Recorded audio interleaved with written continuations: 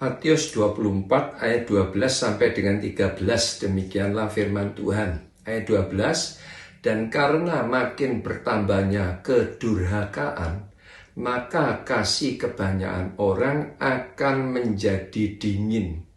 Ayat 13, tetapi orang yang bertahan sampai pada kesudahannya akan selamat. Nah, jadi dari ayat yang telah kita baca, ini kisah menjelang akhir masa pelayanan Tuhan Yesus di muka bumi ketika Yesus ada di lereng Bukit Zaitun bersama dengan murid-muridnya, dan Tuhan Yesus itu memperingatkan murid-muridnya agar mereka nanti bisa tabah menghadapi keadaan dunia yang semakin mengerikan. Sebab ayat tersebut dikatakan ya, kedurhakaan itu makin bertambah dan kasih kebanyakan orang akan menjadi dingin, termasuk kasih orang Kristen sendiri. Nah, jadi itu sebabnya peringatan yang disampaikan oleh Tuhan Yesus kepada murid-murid, ternyata kalau kita teliti di dalam Alkitab, peringatan tersebut juga dicatat oleh Markus di dalam Markus 13 ayat 12 sampai dengan 13. Saya membaca di dalam terjemahan bahasa Indonesia sehari-hari. Dikatakan begini, orang akan mengkhianati saudaranya sendiri untuk dibunuh. Nah, jadi lihat dari ayat ini jelas keadaan manusia itu semakin jahat, ya. Itu pun yang akan terjadi antara bapak dan anaknya. Anak-anak akan melawan ibu bapaknya dan menyerahkan mereka untuk dibunuh. Lihat, dari ayat ini jelas bahwa keberadaan dunia itu ya semakin mengerikan.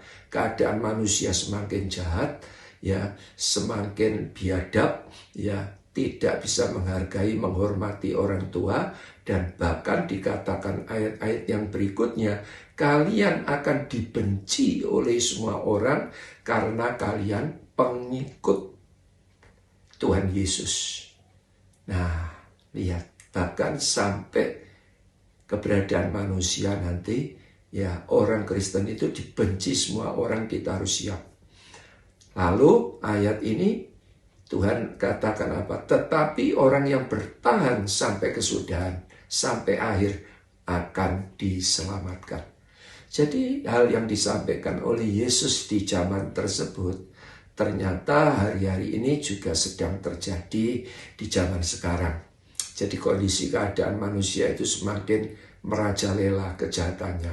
Suka berkhianat, tidak menghormati, tidak menghargai. Kasih mereka itu menjadi dingin, termasuk kasih yang dimiliki oleh orang Kristen. Bahkan orang Kristen akan dibenci semua orang. Dan ayat ini dikatakan oleh Tuhan, tetapi orang yang bertahan sampai kesudahan, sampai akhir akan diselamatkan. Jadi itu sebabnya sebagai kesimpulan, menghadapi apapun hari-hari ini saya mau katakan, kita harus sungguh-sungguh bisa bertahan, bisa bertekun untuk apa? Menjaga karakter kita. Nah itu penting. Ya, jadi sekalipun kondisi keadaan dunia itu semakin mengerikan, keadaan mungkin bisa sangat menjengkelkan, kita harus belajar untuk apa? Mendisiplin karakter kita. Ya, buah-buah roh, yaitu apa? Kasih kita. Pada waktu kita diperhadapkan oleh apapun, bagaimana kasih kita. Kita harus introspeksi Bapak Ibu. Apalagi damai sejahtera kita, bagaimana pada waktu kita digoncang dengan berbagai problem permasalahan, adakah damai sejahtera Kristus di dalam hati kita? Nah, sukacita kita pada waktu kita diperhadapkan dengan berbagai problem permasalahan, baik di dalam rumah tangga, baik di dalam pelayanan, baik di dalam pekerjaan. Sebab apa? Di dalam kehidupan ini diwarnai dengan berbagai persoalan. Kita harus mendisiplin karakter kita, buah-buah roh kita. Apalagi kesabaran kita diuji, kemurahan kita diuji oleh Tuhan. Kebaikan, kesetiaan, kelemah lembutan, dan bahkan penguasaan diri.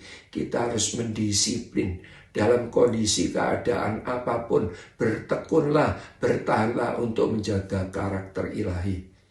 Terutama bagaimana kita itu melawan yang buruk dengan tidak menyerah, dengan tidak putus asa, dan kita harus menang. Ada sebuah kisah, seorang di penjara di Perancis. Ini sebuah makalah saya membaca. Itu orang ini dipenjarakan oleh karena dia ini penganut Tuhan, ya. Dia dipenjarakan dan dikatakan di dalam makalah tersebut dia tidak akan pernah keluar dari penjara. Tetapi yang luar biasa ditulis oleh bapak ini di dalam penjara. Dia digoreskan di dinding penjara itu. Dia katakan, lawanlah yang buruk dan berbuatlah yang baik. Wah, hebat, luar biasa. Jadi itu sebabnya hari ini Tuhan berpesan, memang kondisi keadaan Tuhan memperingatkan, dunia itu semakin mengerikan, tetapi kita anak-anak Tuhan, kita harus mendisiplin karakter kita. Saya berdoa saudara menangkap kebenaran firman ini. Tuhan Yesus memberkati.